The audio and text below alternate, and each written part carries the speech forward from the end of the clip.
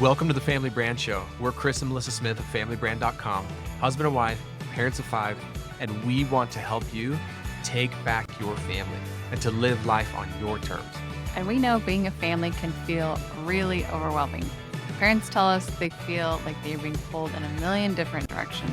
It's so challenging to navigate the uncertainty and all the chaos that's happening in the world right now. And that's why we want to bring you every single week actionable tips and strategies that you can implement in your daily life to become a better parent, to become a better spouse, and to build a stronger family. And look, there's never been a better time and a more important time than right now to take back your family. You can define what your family stands for, or the world is going to do it for you. And the world needs strong families now more than ever. And it starts right here with your family. Today, I want to talk to you about a timely topic of traditions. Now, if you're like me, when you hear the word tradition, you think of the things we do around the holidays, which is true. That 100% is traditions. But I want to even broaden this description a little bit today and talk about, yes, that is what traditions are, but they are actually so much more. And I think this is a really good time of year as we're heading into the holidays to really look what are our traditions and do all of our traditions that we have, do they serve us? We've done topics like this before on the Family Brand podcast, but as time has gone on, I look at traditions in a whole new way. And I don't know if I've fully shared all of that on the podcast. So that's what I'm hoping to bring to you today. So first of all, like I said, whenever I have my entire life, when I heard the word tradition, or when people would ask me, like, what are your traditions? I would immediately go to, okay, well, what do we do around Christmas? Or what do we do around New Year's or birthdays? Kind of those big annual things that we do. But like I mentioned, traditions are so much more. Another word for tradition that researchers use is rituals. And the strongest families have rituals. I was reading some research and it said that, let me see if I can find the exact quote. It said, the strongest families have the highest frequency of family rituals or traditions. And that's a pretty bold statement that the strongest families have the highest frequency of family rituals or traditions. And I don't think that means that they have, around Christmas time, they have 100 things that they do together, because that doesn't even sound fulfilling at all. I think what that means is that they have rituals that they follow on a consistent basis. And as I've dug into research about families, I think that when we talk about traditions or rituals, that's more what we're actually talking about. And that is the strength that we're talking about that comes from traditions, is in those maybe more simple things that you're doing every day or every week, such as, are you having mealtime together? That is totally a ritual, totally a tradition. What does that look like? Maybe you have Sunday dinners together.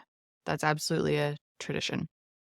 Do you have a bedtime ritual with your kids? If you have little kids, that's a tradition, kind of the thing that they know that they can expect every single night when you tuck them in bed. Date night. If you are married and you go on a date night with your spouse, that could be considered a ritual.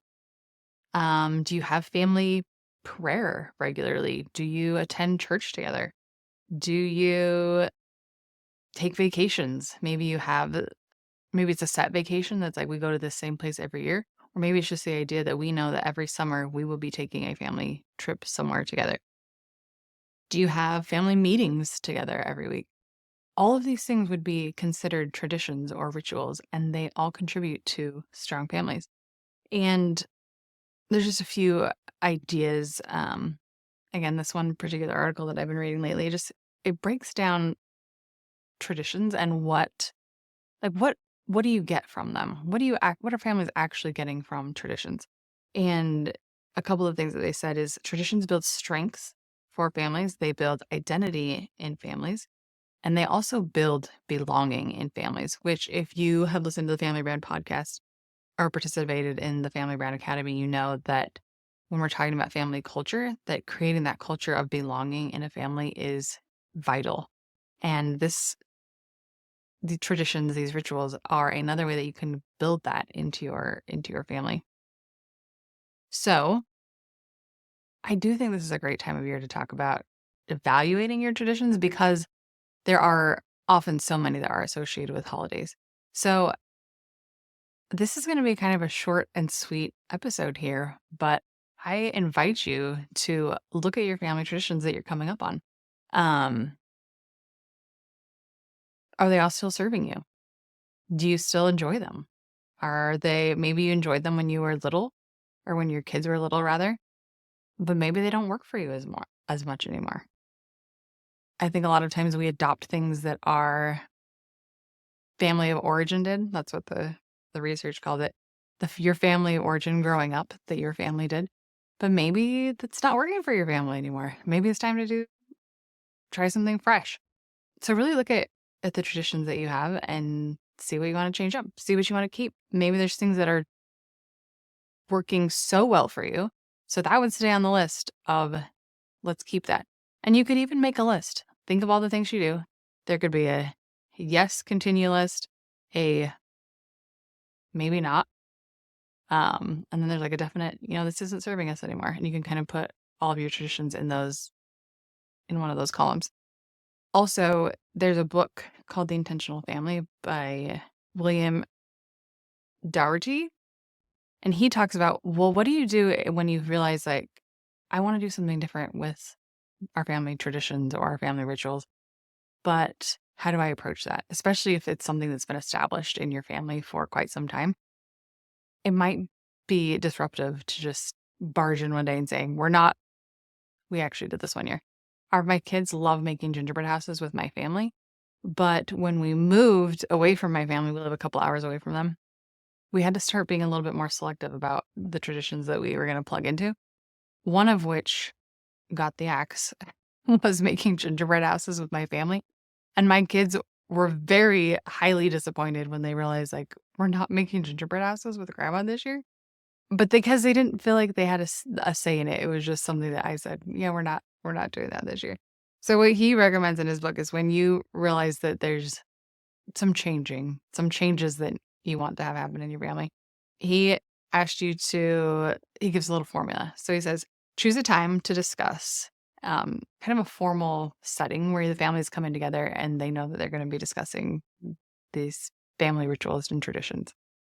You explain kind of your idea, your thoughts, your viewpoint of why you want to change this, whether that's adding something new or taking something away or just adapting something that already exists. Explain kind of what you're proposing and then invite feedback. Again, it can't be like, this is changing, this is what we're doing, but ask the family for feedback. Say, what do you think about this? Is there something I'm not considering? What if we did this? What if we did that? And see what everyone else has to say. And then negotiate a trial run. So say, okay, let's try it. Let's see how it goes. And then after that, follow up and see, like, did we like that? Did we not like that? And then it is a little bit of trial and error because maybe you decide, oh yeah, I don't like that. Let's go back to other thing. But it's like intentionally choosing things rather than just by default, this is what we do every year, even though it's not really serving us anymore.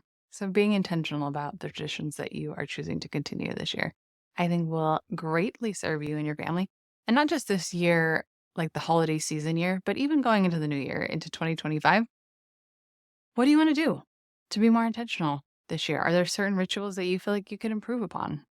Take a minute and think about it. I do want to make a plug right here for family meetings. It's something that we have had great success with for our family. We have a family meeting where we meet with the entire family and we ask 2 or 3 questions. We have a formula for it, and I give it away for free. It's at familybrand.com/meetings. Rather than me going into all the little details of it, you can just go there and get it. And recently to it, I added it's like a little mini course, and it's all free. It's like this little mini course where I break it down even further. Like, okay, what does this family meetings look like? And then we also do these check-ins with our kids every week, which has been invaluable to build in some connection. And again, we do them every week. So it has become a really strong and impactful ritual for our family.